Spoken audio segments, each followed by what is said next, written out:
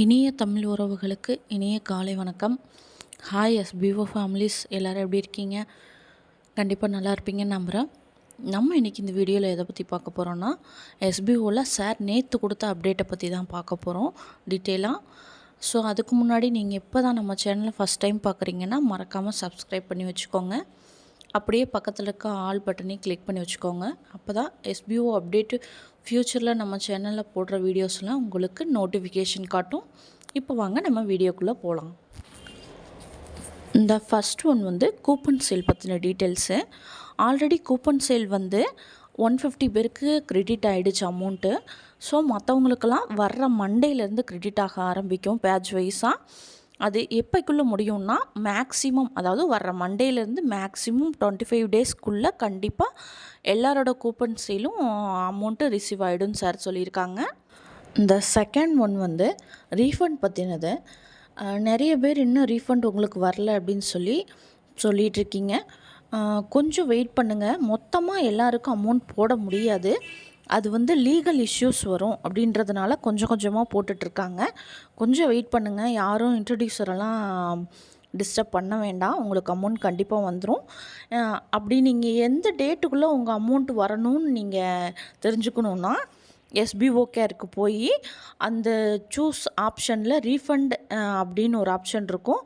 அதை கிளிக் பண்ணி ரிக்வெஸ்ட் கொடுங்க. உங்களுக்கு நீங்கள் இன்றைக்கி ரிக்வெஸ்ட் கொடுக்குறீங்கன்னா 10 டேஸ்க்குள்ளே எந்த டேட்டில் உங்களுக்கு அமௌண்ட் கிரெடிட் ஆகும் அப்படின்றத உங்களுக்கு நோட்டிஃபிகேஷன் வரும். ஸோ யாரும் பயப்பட வேண்டாம். உங்களோட அமௌண்ட் கண்டிப்பாக உங்களுக்கு சேர்ந்துடும். And then next old withdrawal. நிறைய பேர் இன்னும் ஓல்டு வித்ட்ராவல் ஒரு 50,000 மெம்பருக்கு போகாமல் இருக்குது. ஸோ அதை கொஞ்சம் கொஞ்சமாக ரிலீஸ் பண்ணிகிட்ருக்காங்க.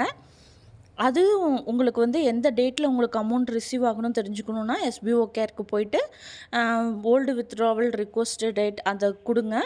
உங்களுக்கு ஒரு 10 டேஸ்க்குள்ளே உங்களுக்கு நோட்டிஃபிகேஷன் வரும். எந்த டேட்டில் உங்களுடைய அமௌண்ட்டு கிரெடிட் ஆகும் அப்படின்றத எஸ்பிஓ கேர்லேருந்து உங்களுக்கு நோட்டிஃபிகேஷன் அனுப்புவாங்க. நெக்ஸ்ட் ஒன் பார்த்தோன்னா, இந்த ஓல்டு ப்ரொமோஷன் அண்டு சேல்ஸ் டீமில் இருக்கிறவங்க இன்னும் அந்த எஜுகேஸ்ட் கோர்ஸை பர்ச்சேஸ் பண்ணாதவங்க சேல்ஸ் டீமில் இருக்கவங்க பண்ணுங்கள். நெக்ஸ்ட் மந்த்துலேருந்து உங்களுக்கு 700 800 இன்க்ரீஸ் அமௌண்ட் ஆகும் அப்படின்னு சொல்லியிருக்காங்க. ஆல்ரெடி கட்டுற அமௌண்ட்லேருந்து அமௌண்ட் இன்க்ரீஸ் ஆகும் கட்டுறதுக்கு அப்படின்னு சொல்லியிருக்காங்க. அண்ட் தென் ப்ரொமோஷன் டீம்லேருந்து சேல்ஸ் டீம் போகணும் அப்படின்னு நினைக்கிறவங்களும் பர்ச்சேஸ் பண்ணலாம் எஜுகேஸ்ட்டை. அந்த நெக்ஸ்ட் ஒன் மென்டார்ஷிப் இன்கம் அப்படின்னு சார் சொல்லியிருப்பார் இல்லைங்களா? அது ஒன்றும் இல்லைங்க. இப்போது உங்களுடைய டவுன்லைனரில் ஒரு 2 பேர், மினிமம் 2 பேர் எஜுகேஷன் கோர்ஸை பர்ச்சேஸ் பண்ணியிருக்கணும். அப்படி பண்ணியிருந்தாங்க அப்படின்னா அவங்க பண்ணுற டாஸ்க்லேருந்து உங்களுக்கு கமிஷன் கிடைக்கும். அதுக்கு பேர் தான் மென்டார்ஷிப் இன்கம்.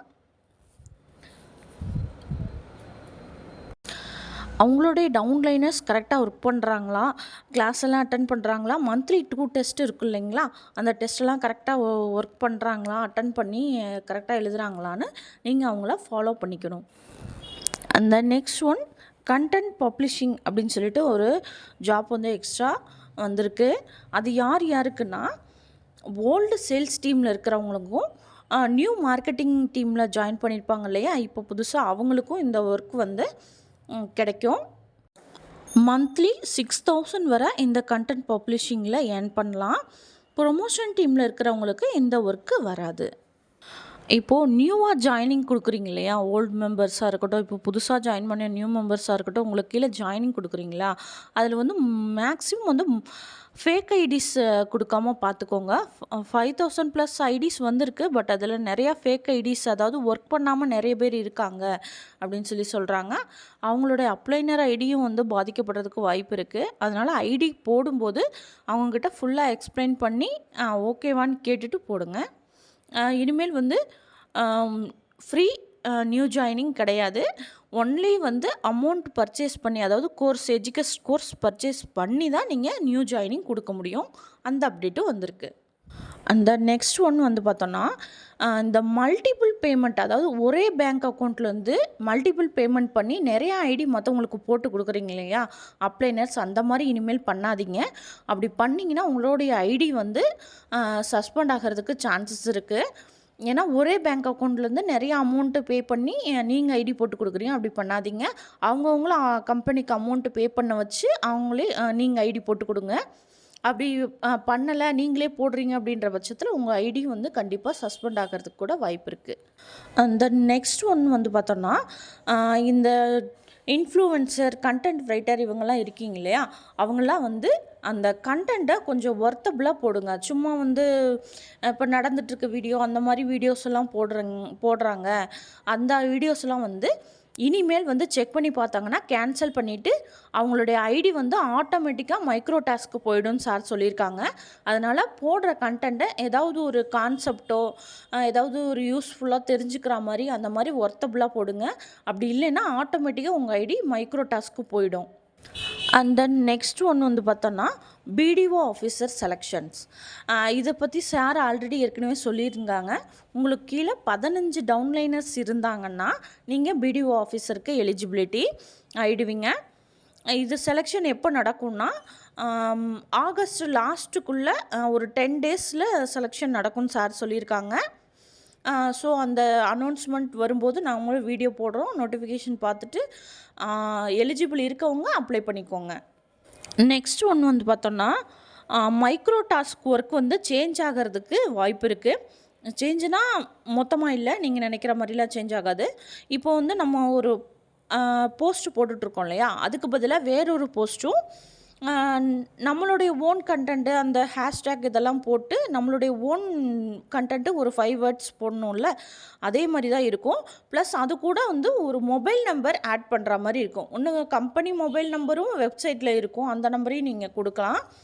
அது இல்லாமல் நீங்கள் ரெஃபர் பண்ணணும்னு நினைக்கிறீங்கன்னா உங்களுடைய ஓன் மொபைல் நம்பரையும் நீங்கள் பப்ளிஷ் பண்ணிக்கலாம். இதை பற்றின டீட்டெயில்ஸ் வந்து இன்னும் டீட்டெயிலாக இந்த ஒர்க்கு சேஞ்ச் ஆனதுக்கப்புறம் சார் சொல்லுவேன்னு சொல்லியிருக்காங்க. இப்போ நியூவாக ஜாயின் பண்ணியிருக்காங்க இல்லையா, அவங்களுக்காக எஸ்பிஓ குரூப் 2 வந்து ஸ்டார்ட் பண்ணியிருக்காங்க. ஓல்டு மெம்பர்ஸ்க்கு கிடையாது இது, நீங்கள் ஜாயின் பண்ண வேண்டாம். ஏன்னா ஆல்ரெடி நீங்கள் SPO notice board, proof of SPO ரெண்டுலேயும் இருக்கீங்க. ஸோ இந்த குரூப் வந்து நியூ மெம்பர்ஸ் மட்டும் ஜாயின் பண்ணி உங்களோட டவுட்ஸு, உங்களுக்கு தேவையான டீட்டெயில்ஸ் எல்லாம் அதில் தெரிஞ்சுக்கலாம். அண்ட் தென் லாஸ்ட் வந்து பார்த்தோன்னா ஃப்ரீலான்சர் ஒர்க் வந்து எஸ்பிஓ மெம்பர்ஸுக்காக கொண்டுட்டு வர போகிறாங்க. அது எப்படின்னா ஒன்றும் இல்லை, அந்த எடிட்டிங் பண்ணுறது, கண்டென்ட் போடுறது, அப்புறம் வந்து ஒரு லோகோ மாதிரி அந்த மாதிரி பண்ணுறது, இதெல்லாம் வந்து ஃப்ரீலான்சர் ஒர்க்கில் கொண்டுட்டு வர போகிறாங்க. ஃபார் எக்ஸாம்பிள் இப்போ எஸ்பிஓ நோட்டீஸ் போர்டில் ஒரு பிக்சர் சார் கொடுத்துருக்காங்க, நம்ம கம்பெனியோட லோகோ.